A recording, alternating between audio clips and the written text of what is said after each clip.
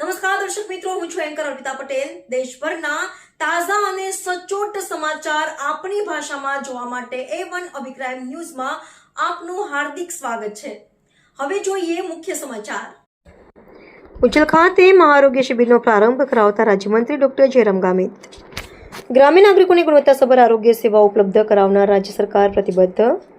તાપી જિલ્લાના ઉચ્છલ તાલુકાના પડભુંજા ખાતે જિલ્લા વહીવટીતંત્ર તેમજ DRVA ચેરિટેબલ ટ્રસ્ટના સંયુક્ત આયોજન હેઠળ મહાઆરોગ્ય શિબિરનું આયોજન કરવામાં આવ્યું હતું. આ શિબિરને રાજ્યકક્ષાના રમતગમત અને સંસ્કૃતિ પ્રવૃત્તિઓ વિભાગના ડોક્ટર જયરામભાઈ ગામિતના હસ્તે વિધિવત ખુલ્લો મૂકવામાં આવ્યો હતો. આ પ્રસંગે મંત્રી ડોક્ટર જયરામ ગામિતે જણાવ્યું હતું કે રાજ્ય સરકાર ગ્રામ્ય અને અંત્યોદય વર્ગના નાગરિકોને ગુણવત્તાસભર અને સસ્તી આરોગ્ય સેવાઓ ઉપલબ્ધ કરાવવા પ્રતિબદ્ધ છે. આ પ્રસંગે DRVA ચેરિટેબલ ટ્રસ્ટના પ્રમુખ ડોક્ટર ધર્મેન્દ્ર કુમારે જણાવ્યું હતું કે અમારી ટ્રસ્ટ છેલ્લા 25 વર્ષથી આરોગ્ય સહિત વિવિધ સેવાકીય પ્રવૃત્તિઓ દ્વારા સમાજને સેવા આપી રહી છે. આ પ્રસંગે મંત્રી ડોક્ટર જયરામ ગામિતના હસ્તે શિબિરમાં દિવ્યાંગ નાગરિકોને મફત વ્હીલચેર વિતરણ કરવામાં આવી હતી. શિબિર દરમિયાન health checkup, sickle cell anaemia, આંખ, ENT, હાર્ટ ચેકઅપ, દાંતની તપાસ, બ્લડ ટેસ્ટ તેમજ સ્કિન સંબંધિત સારવાર જેવી સેવાઓ નિઃશુલ્ક આપવામાં આવી હતી.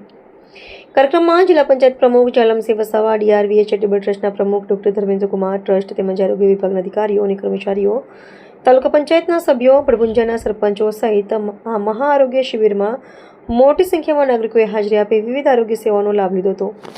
સર્વર પાડવી, તાપી.